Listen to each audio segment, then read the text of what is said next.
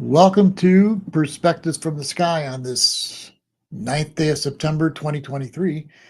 We've been gone for a while. We're back. We were on a vacation and now we're back on the air and we're going to go back to our regular schedule. So, what's going on today? Well, Venus went back direct last Sunday, September 3rd. For a while, for about 10 days, Venus and Mercury were both retrograde. And, since Venus is about relating and Mercury is about communicating and relating, it was rough for a lot of people. And it still is because Mercury is still retrograde. So, the advice all the time is, like a lot of times things are really confusing when you're looking to make a decision during Mercury retrograde. And maybe even sometimes you get inspired and like you want to go with what you're inspired by.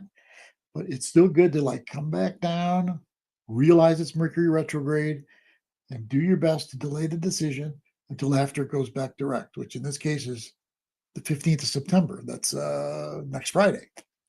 And then it's good to wait like maybe another week if you can to allow Mercury to go back to its normal speed and then make the decision or start the big project.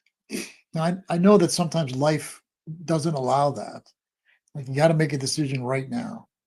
And if that's the case, then, do your best. Do your best. If it's the kind of case where you have no choice, usually making that decision is okay because it's like fate. It's like got to be done. But if you can wait, that is the best way to go. But I know a lot of people have had a lot of stress lately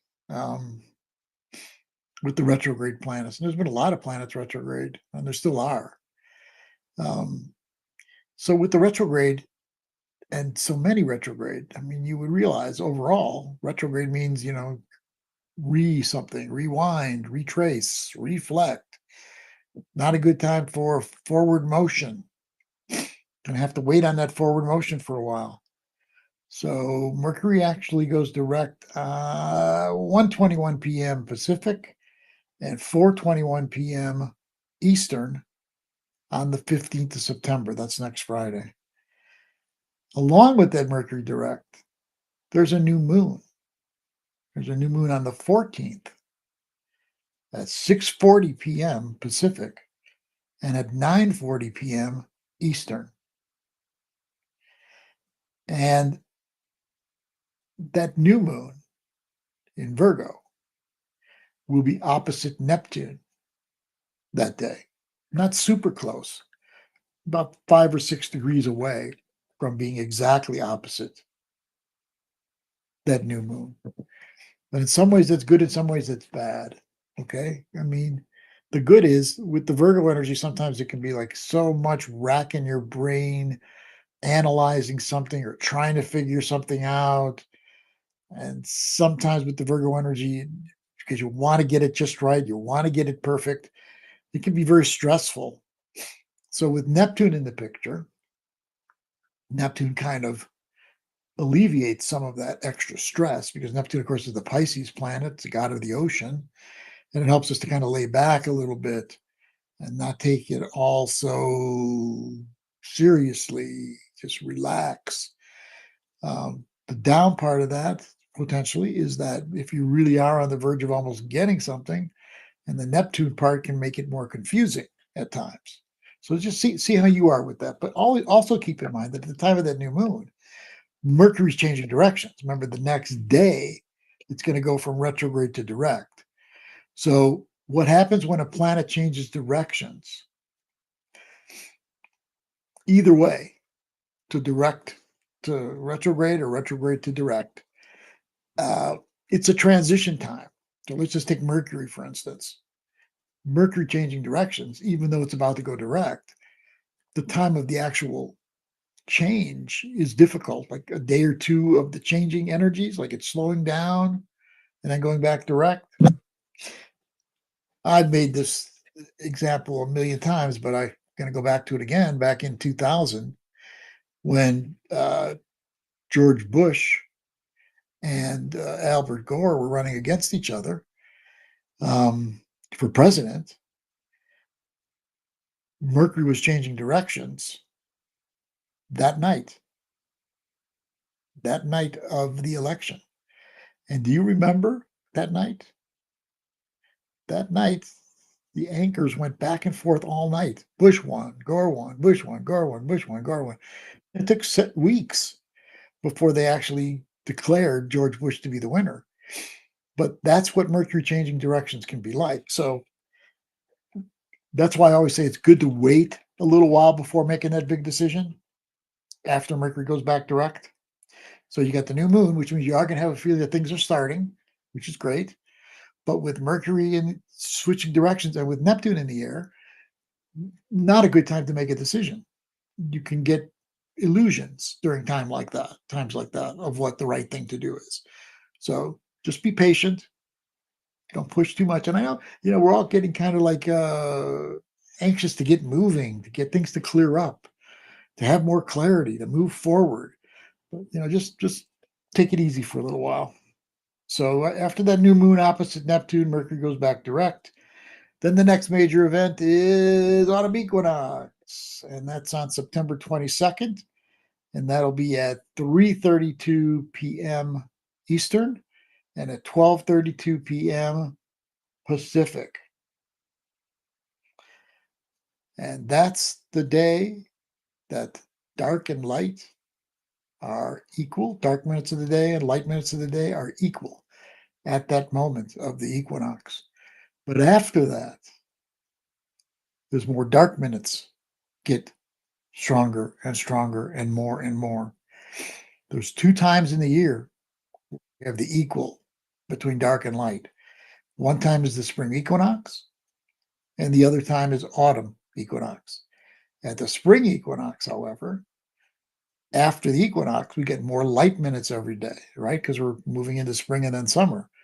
And at the autumn equinox, the dark minutes are going to increase. And that's because we're moving into autumn and then winter. So, dark. This is something I know a lot of New Age quarters have a hard time with. Like they make it, the light needs to defeat the dark. The light does not need to defeat the dark. The light cannot defeat the dark. Look at your day. You got half your day is light, half your day is dark. The whole idea of light defeating dark is like doesn't make any sense. What does make sense, and I think what they really mean, is that when you're feeling really dark in a negative way, it's good to switch on feelings of light, feelings of positivity to counteract that. In that light, yeah, we can say that. But overall, the whole idea of light defeating dark doesn't make any sense. Look above me, above my head. Yin and yang equal. And that's male and female. That's yin and yang. That's dark and light. That's all the opposites are meant to be encapsulated together, though they're opposite. One doesn't try to defeat the other. They try to come together. The whole idea of one thing defeating another is why we have so many problems in the world right now. My country's better than yours. My religion is better than yours. I need to win. I need more resources than you do. I need more something than you do. I want more land. I want more power. I want more money. This is why we have wars. It's this against that. We need more of that yin yang moving forward. And we are. Even though it doesn't look like it out in the world right now, that's where we're headed. The Aquarian Age began back on winter solstice 2020. Winter solstice 2020. And on that day, Jupiter was conjunct Saturn at 0+ degrees of Aquarius. Look what was going on then. A month to 6 weeks before, we had an election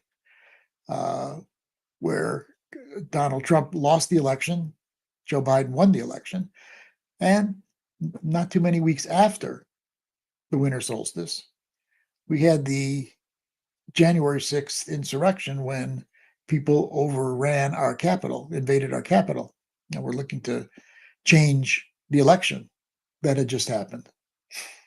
That's around the time that Jupiter was conjunct Saturn.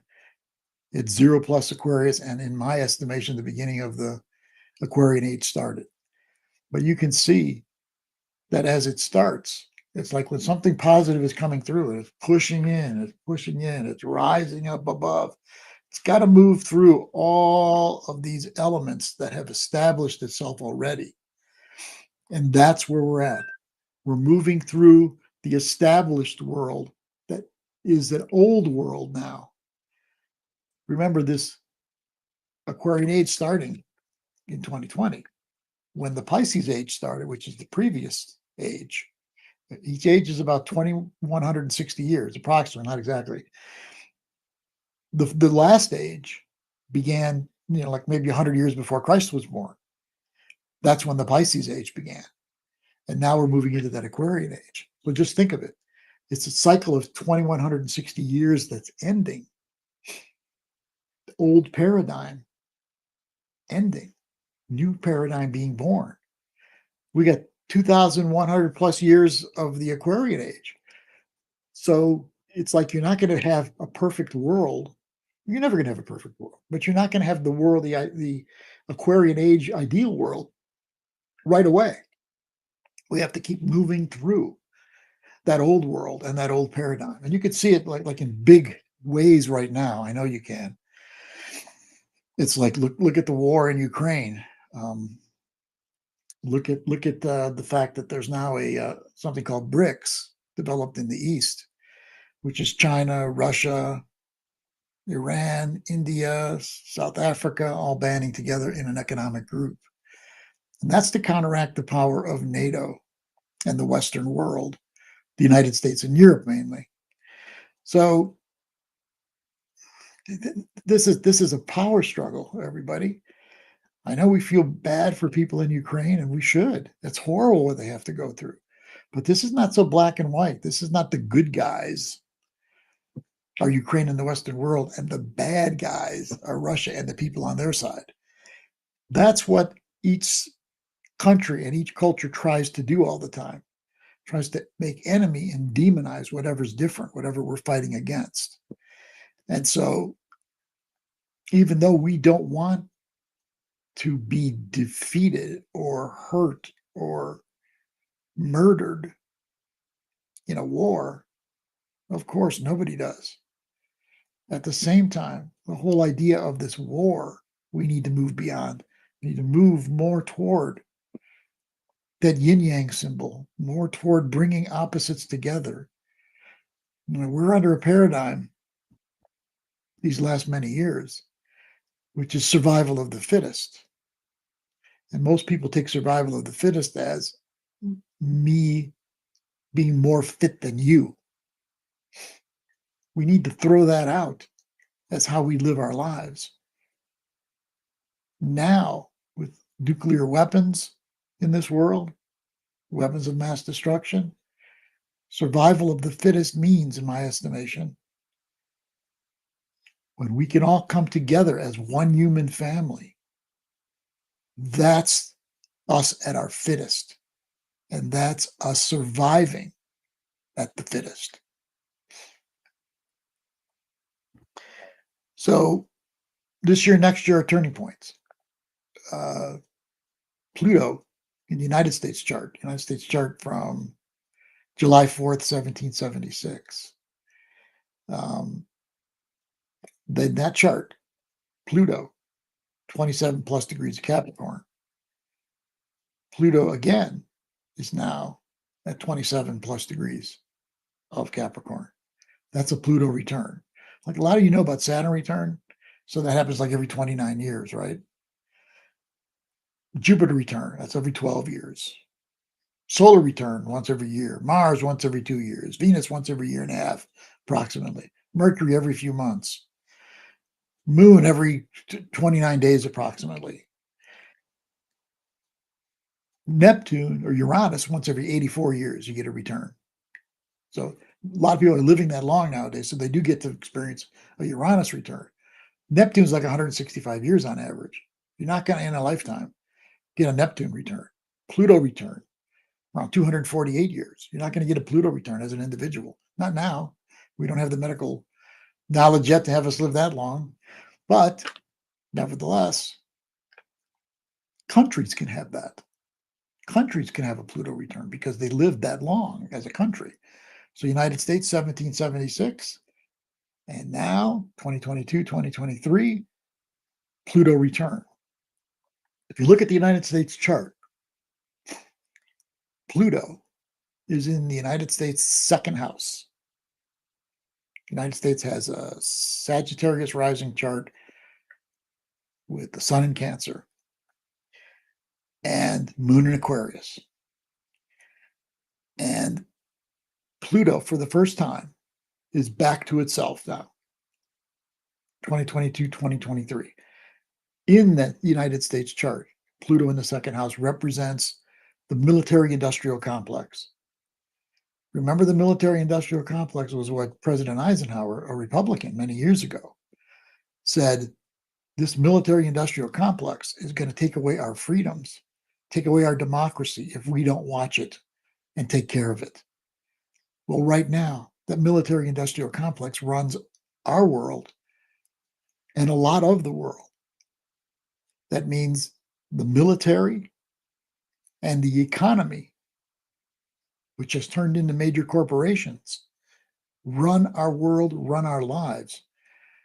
Can you not see that the size of the military with the government and the size of the corporations and the strength of those corporations, we, the individuals, which was the original intention of America, we, the individuals, no longer are running our country. I don't know if we ever did. We certainly now aren't running the country. Those major establishments run this country. Moving into an age of Aquarius, that means that, okay, let me think about age of Aquarius. The planet Uranus was discovered in 1781. What was going on in the world? American Revolution, French Revolution, Haitian Revolution were all going on during that time. Uranus is the ruler of Aquarius. Pluto in 1777 was in Aquarius. It's not going to be in there very often, right? The next time Pluto was in Aquarius is this year and lasting for the next 20 years. So it's like Aquarius is about power to the people, of the people, by the people, for the people. That's Aquarius. That's the Aquarian age. And that's what we are moving into, though it's barely perceptible right now that is happening on any level. But it is, because that's what the age of Aquarius is. And now you understand why a lot of what's in the world now cannot continue in power and control. Because if it does, we are going to stay the way we are, which is run by big military and big corporations. So there's change in our world. And the wars that are beginning, like in Ukraine, with the power struggle. That is a power struggle, everybody. And now it's a power struggle between NATO and the West and BRICS in the East. It's going to turn out as soon as you see China go into Taiwan, which is going to happen within the next year and a half, might even happen very soon this year. So everything's going to be reshuffled. All the power structures are going to be redone so that we can live in a world of diversity within unity, of equals. Diversity within unity, of equals. This is more powerful than we are. This is what's happening. Now, what can we do as individuals? As individuals, we can go through our own personal transformation.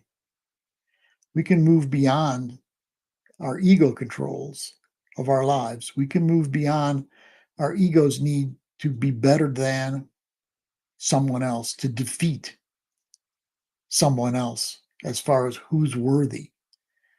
All of us are equally worthy. No one's any better than anyone else, essentially. This doesn't mean that you can't be better at your job than somebody else. I can't be better at my job than somebody else. Of course, that's going to happen. But my worth as an individual is not any more than anyone else's. That's the point. In sports, competition is great. I love sports myself. But to live our lives that way, country defeating country. And you can see all the sports analogies all the time when the politics are being talked. Like this country defeating that country. It's like we need to come together, everybody. We need to come together all over this world.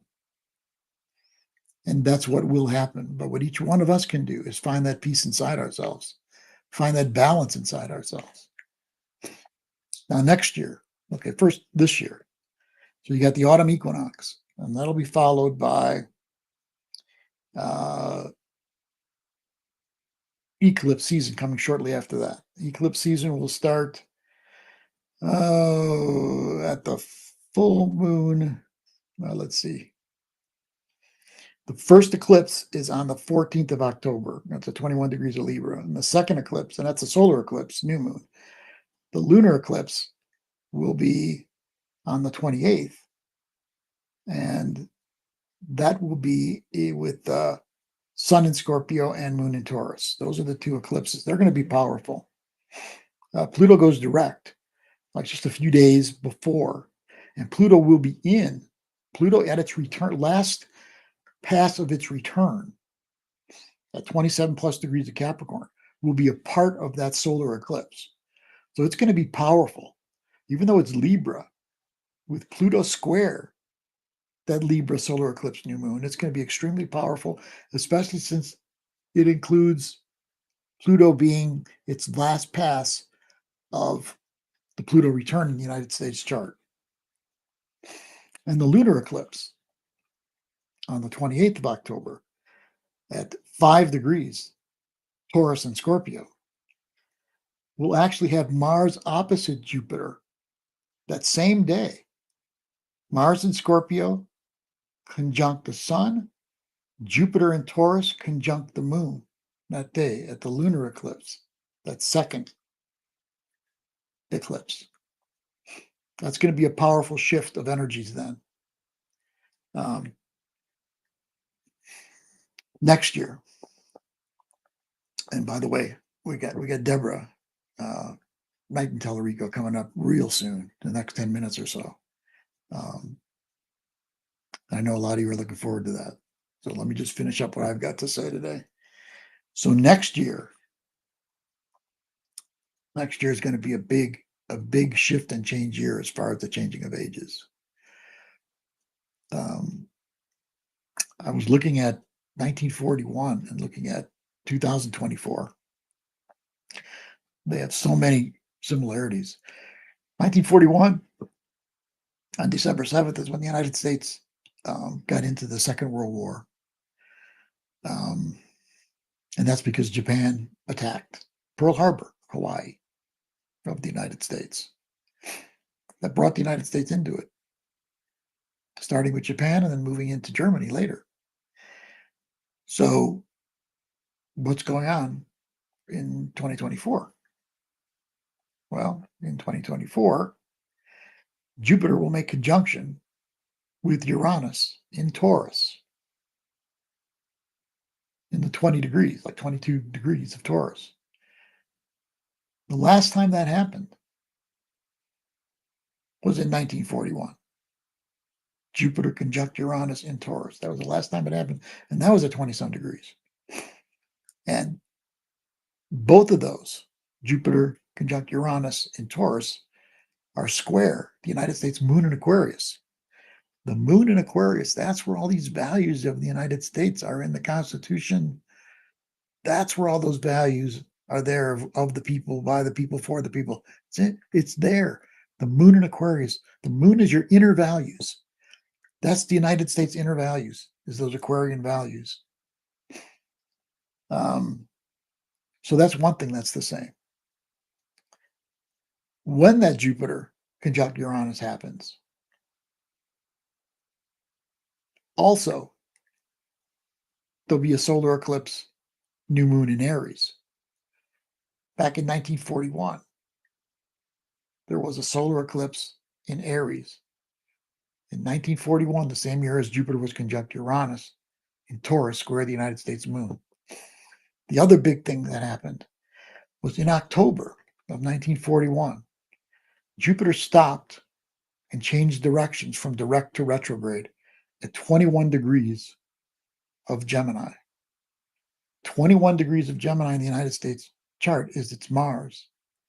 I've been tracking wars and things that have happened with the United States through the years, other things that have happened that are like that. And something was conjunct the United States Mars during those times. So back then in 1941, right before the United States got in the war, Jupiter was at 21 degrees of Gemini. This year in October, the same month, Jupiter will change directions at 21 degrees of Gemini. This is the first time that happened that Jupiter changed directions at 21 degrees of Gemini since 1941. Does this mean we're looking to get into a world war? Not for sure. But the warning signs are all there that something is happening again around being taken into a world war. And you can see what's going on in the world now. It's not that far-fetched to imagine that that's what's going to happen. What can we do?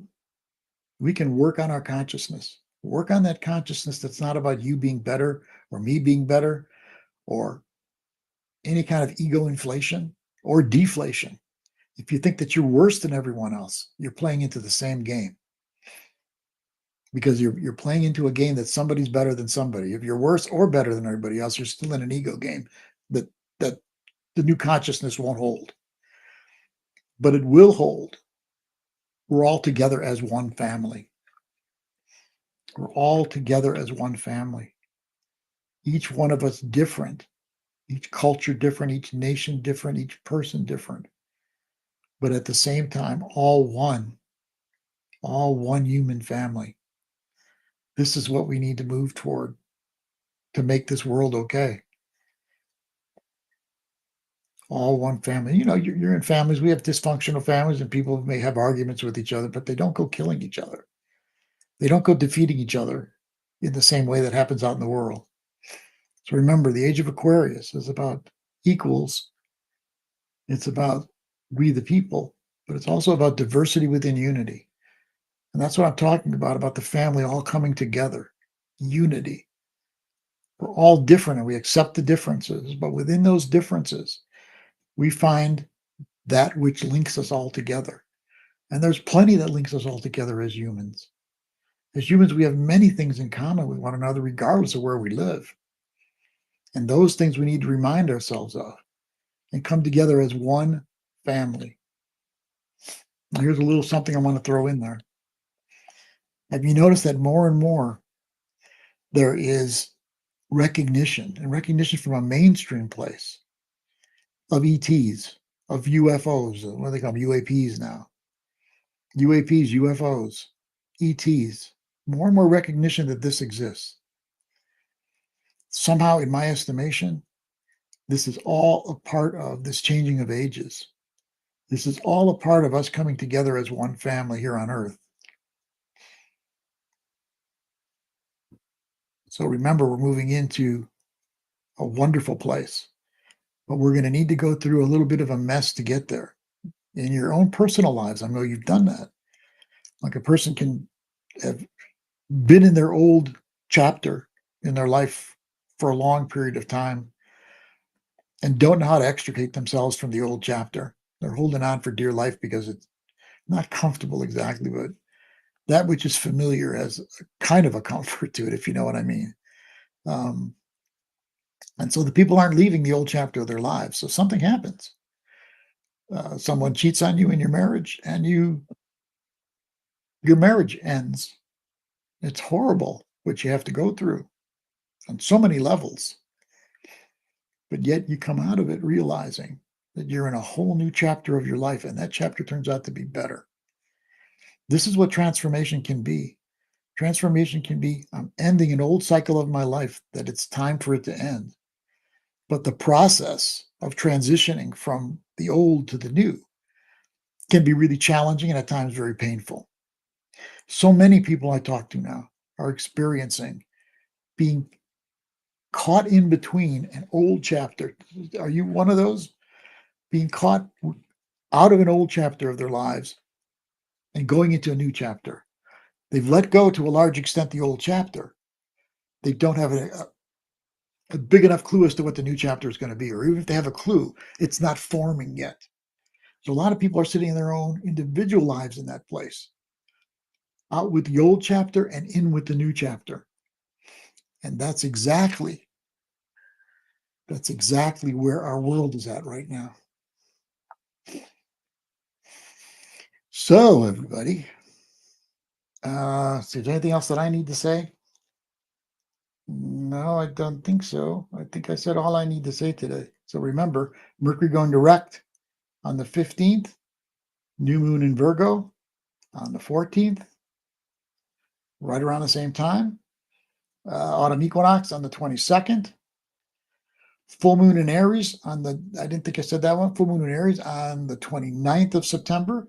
And that one will be the actual beginning of the eclipse season, because the next lunation after that will be the solar eclipse new moon in Libra, followed by the lunar eclipse full moon in Taurus. So that 9/29, September 29, just a week after the actual autumn equinox, will be the beginning of eclipse season. So we're right on the verge of eclipse season beginning. And eclipse season means, and I'll talk more about it as we go further, eclipse season always means that we're shifting and we're moving into a transformational time period where we move forward, where events come up, or things inside of ourselves come up that get us to let go of the old and move forward into the new. So if you've been waiting for things to move forward into the new chapter a little bit more, the eclipse season could very well be that time when that starts happening. Not now at Mercury retrograde. Be patient. The time is coming. And with that, the time has come for Deborah Knighton Tallarico to take the stage here. Let me bring her on. Hi, Deborah. Hello, Leo. Recording in progress. Whoops, sorry about that. Hey, everybody. I'm just recording on my Zoom, so that's what that was. So thanks, Leo, for your wonderful. And hi, Judy Ann. She just said hi, Deborah. Thank you for that wonderful synopsis of what's going on right now, and it really resonates with me. There's so much going on beneath the surface. Oh my God, that's it. So much going on beneath the surface. By the way, let me also say hi to Judy Ann, and Christine is said hi to us too. So and now I'm going to go. I'll see you at the end, Deb. Okay. We'll connect at the end, okay? That sounds really good. So I'll leave a couple of minutes at the end. That sounds good. See you later. See you later. Bye. So, hello, everyone. It's been quite a while since we've been here with you all because of our travels and recovering from our vacation. So, anyway, I wanted to start today with us just tuning into our hearts. And this chakra bowl that I'm playing is the heart chakra. And you'll know why I want us to sink in and focus in on our heart today for what I'm going to share with you. So just take a moment to take some really deep breaths. And just bring your awareness into your heart center. Inside your heart are the eternal flames of your soul. Just breathe into those sacred flames, those flames of your Holy Spirit.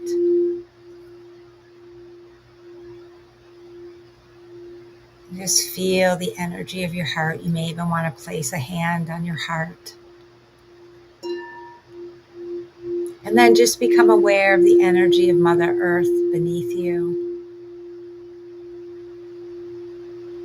and the vast universe above and all around you, with your heart as the sacred center.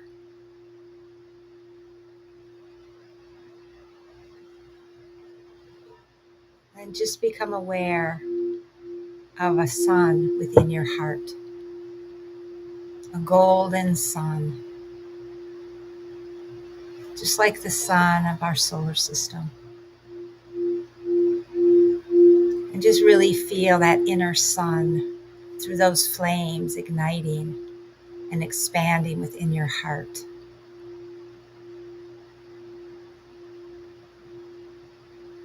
This is some of the energy now of the new cycle of Venus, which I'm going to share about today, which I'm so excited to share about. So just as I share today, just feel your focus in your heart and on that inner fire, that inner light, that inner sun within you.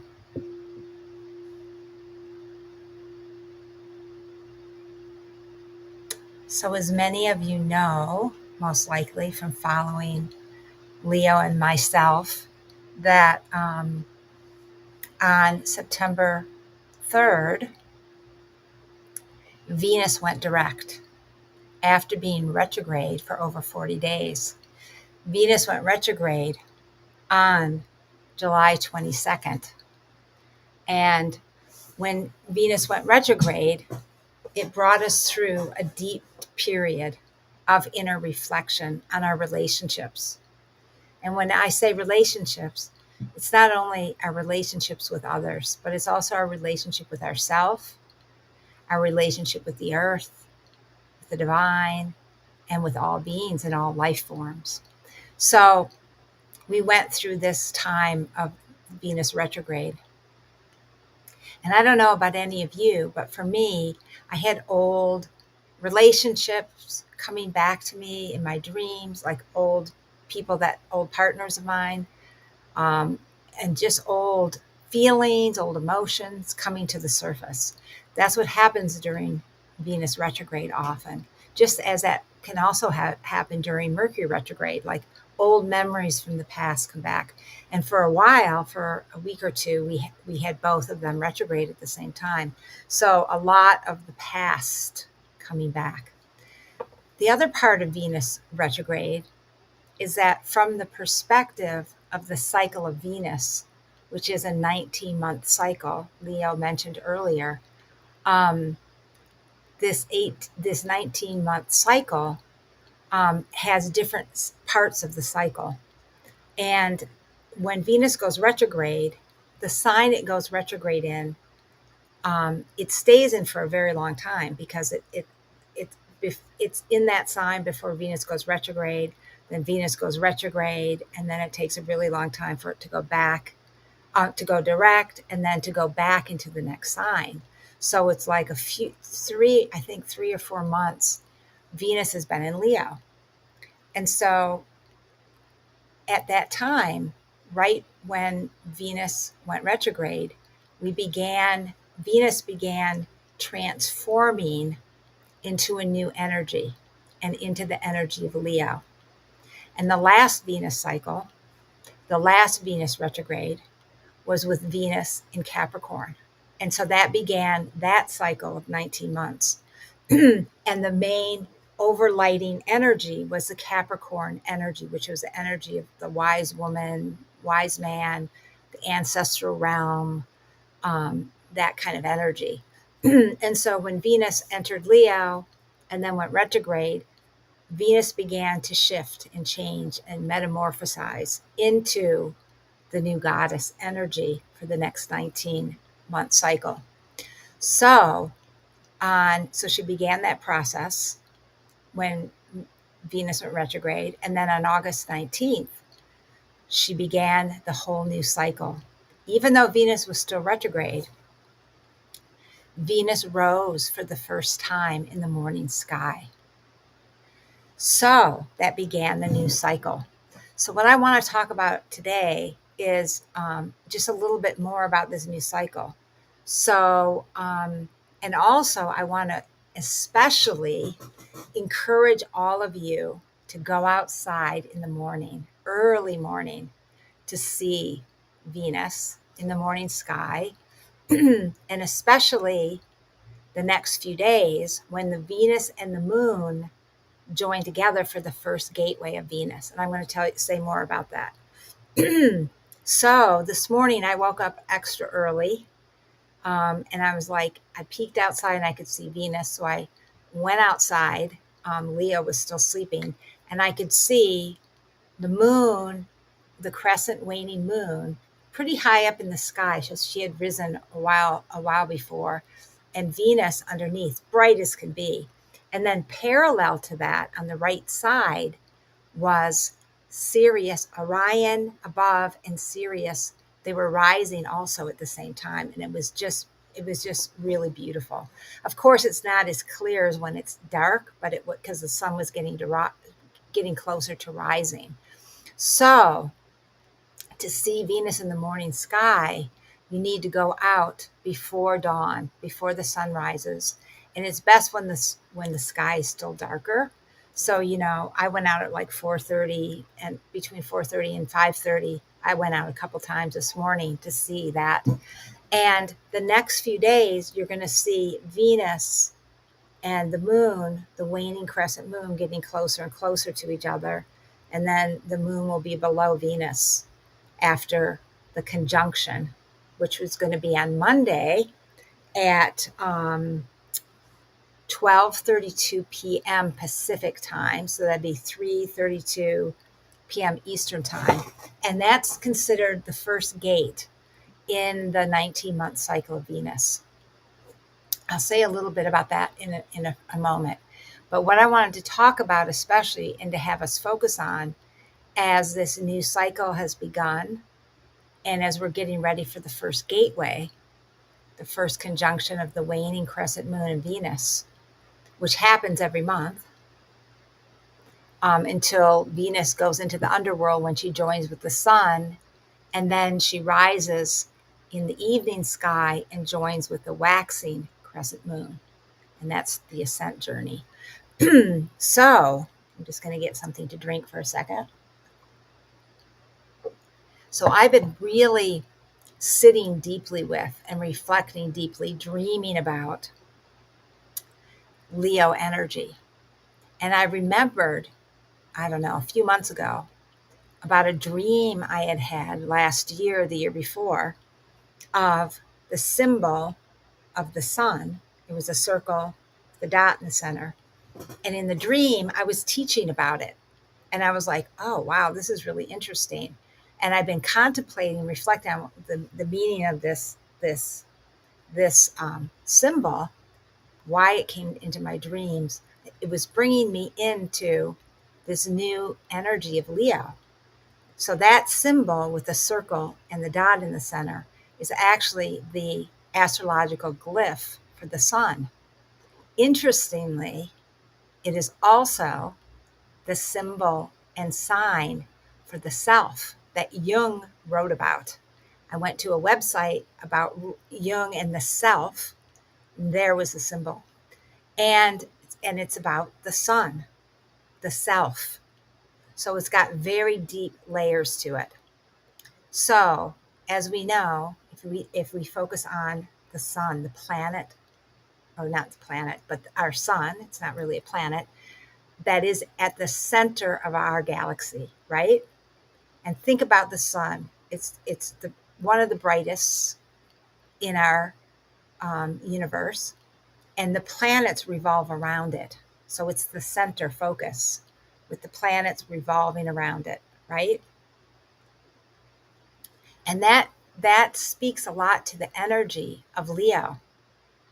A lot of people think of Leo as, liking to be the center of attention, to have others gathering around them, and shining brightly like the sun. That's very much the energy of Leo.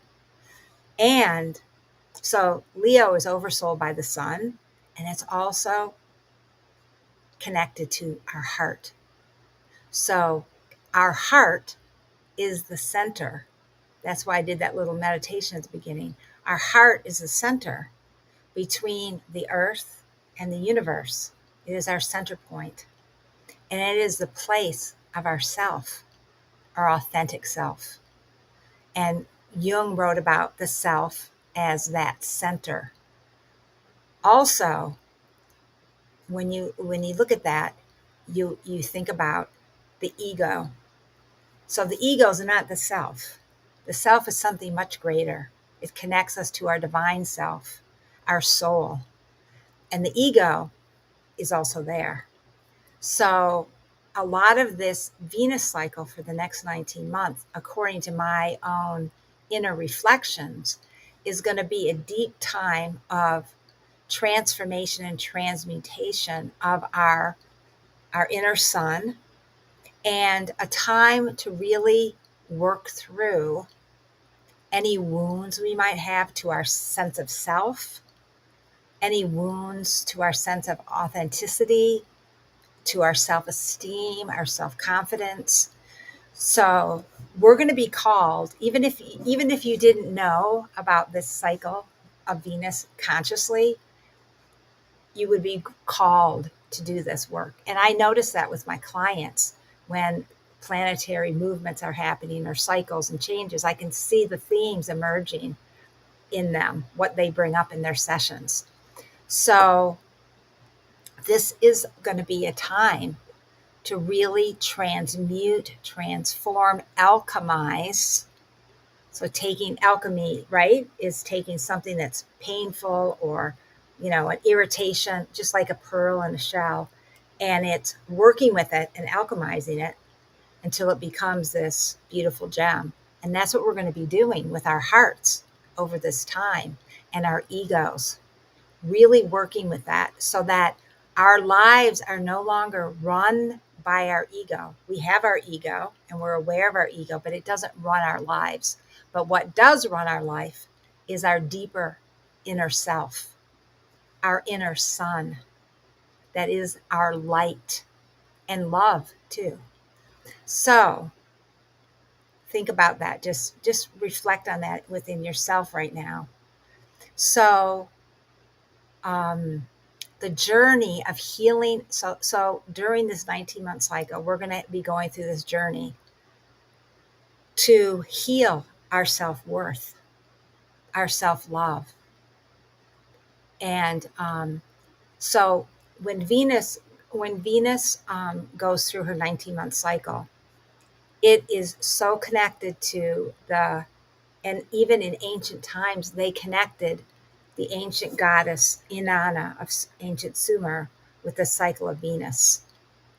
Okay, so if you study the myth, or the story, not myth, but the story of Inanna, she consciously chooses to go to the underworld, and she passes through 7 gates. And then she reaches the underworld, where she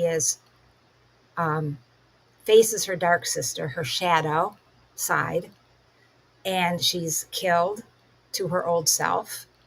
And then she's reborn again, and she rises up then through the gateways again to be crowned queen of heaven and earth.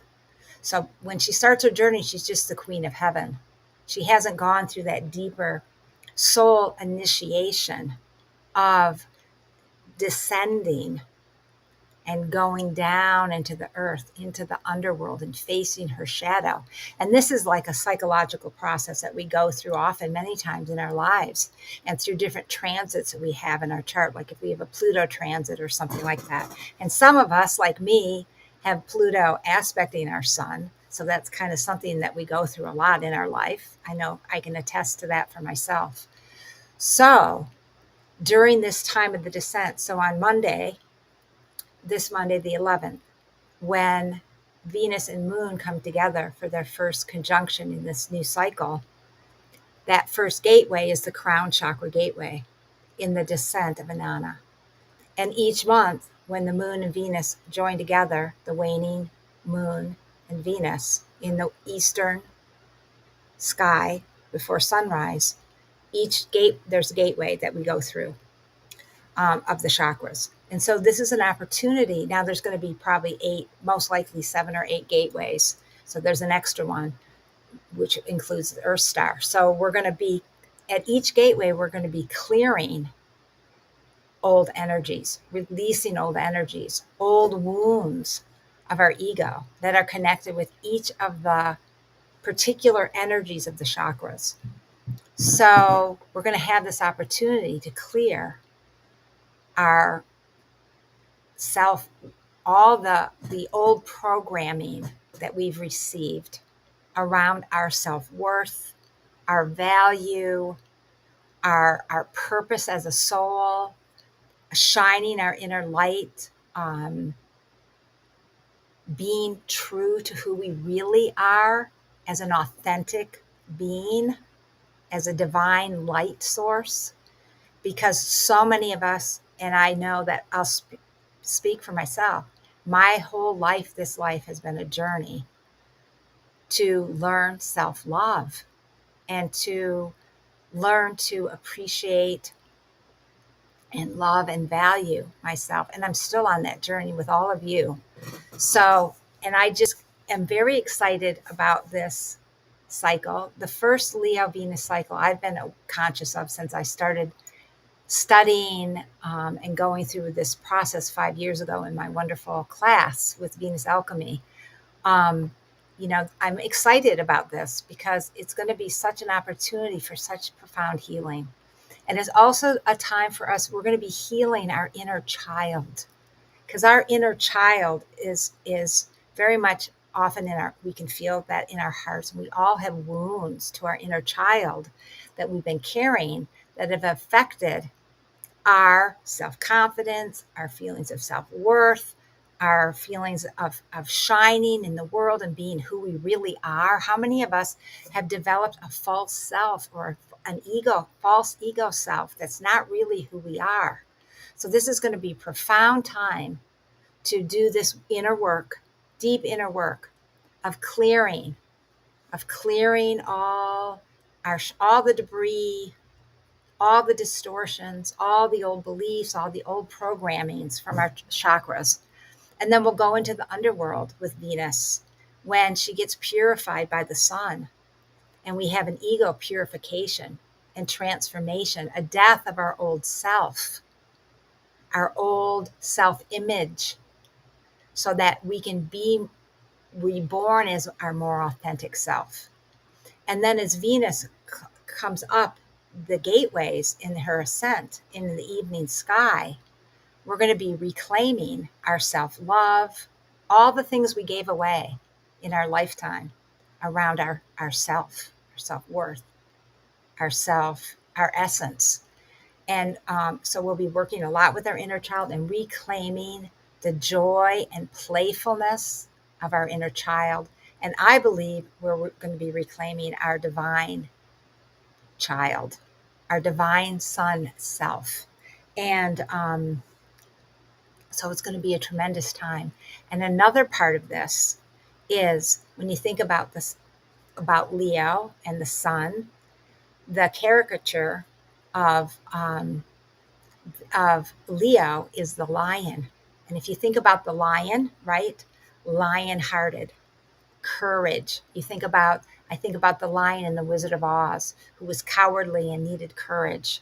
And so it's a time of building tremendous strength inside of ourselves. But first we have to clear all the old programmings,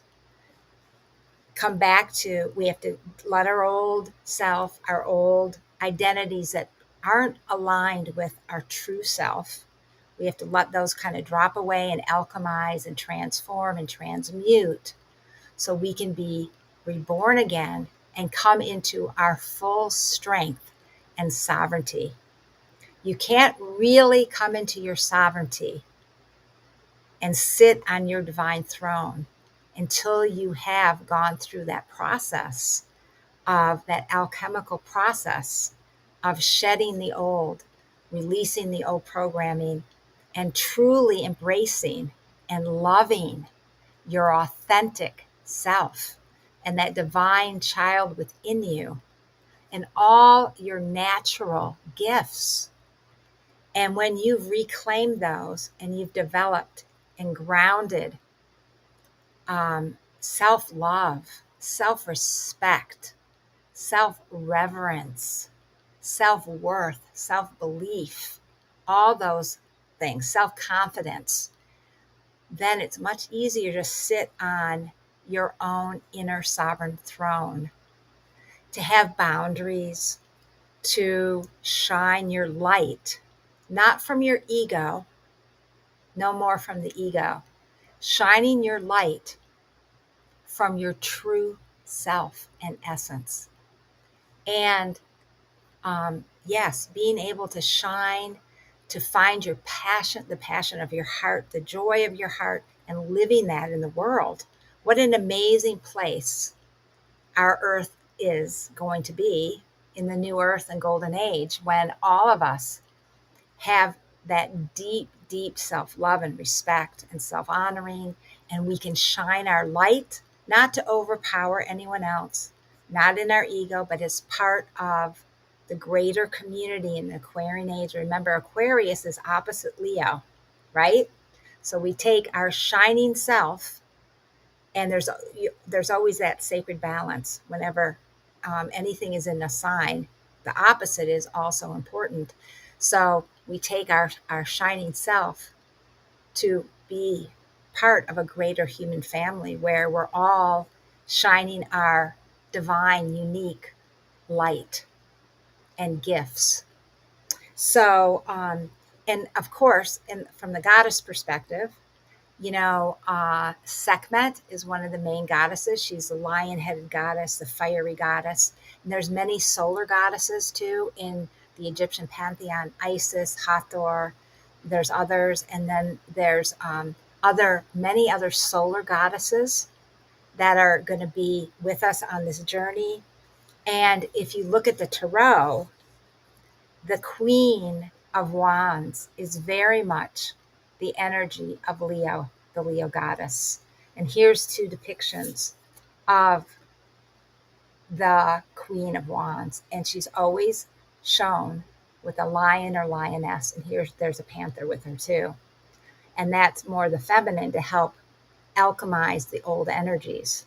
And also the Strength card in the tarot, taming the lion. So it's taming our the lower nature of our ego, so we can live in our higher self and attain self-mastery. And that's a lot of what this cycle is about too, is attaining self-mastery over our ego and our shadow side.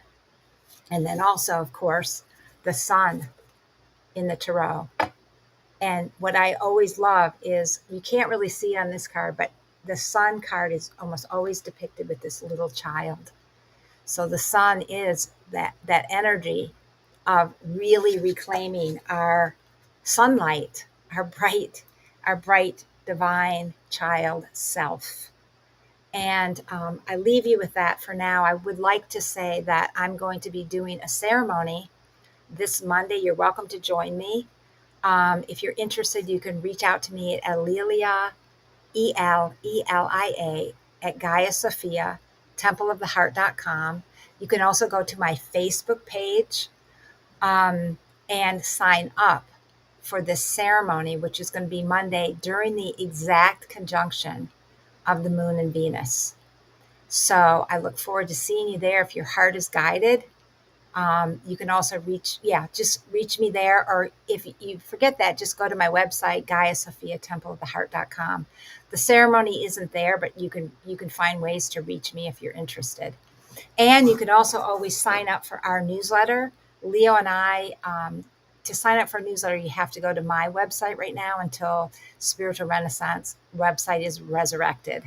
So, and please reach out to me at any time. I would love to connect, and especially around these deep planetary cycles and initiations, and also personal soul initiations. Okay, thank you so much, everybody. That was great, Deborah. Thanks a lot. There's just one thing I'd like to ask you. The legend, some of the legends say that Pluto pulled Inanna down in the underworld. And what you said today was that she chose to go to the underworld. Oh, that's Persephone. Persephone gets pulled to the underworld by Hades. Okay. Inanna makes a conscious choice to go to the underworld. She prepares greatly to go to the underworld to meet her sister, her other sister, her Okay, sister. well that's a big difference. I'm glad to hear that. Yes, and So, Leo, don't forget Leo's Leo's going to be on a show tomorrow. oh yeah, how do they get there? Go to our Facebook pages. I know it's already 1 o'clock. We're at the 1 hour point, but if you want, you can go to Leo's or my Facebook pages, and you can get information, and or sign up for our newsletter because it'll be in our newsletter, and you can do Okay, that on my website. thank you, everybody. Thank you, everyone. We'll be back. We'll be back in 2 weeks. In 3 weeks, then we've got Dennis Harness, who's an excellent Vedic astrologer. He's going to be my guest on the 30th. But I do plan on having a show that we do on the 23rd also. So Yeah, there it all is. to honor Yeah, the right, equinox. exactly. I know the Yeah. equinox. Thank you all so much. All our love. Take care, Many everybody. blessings. Bye, everyone. Bye.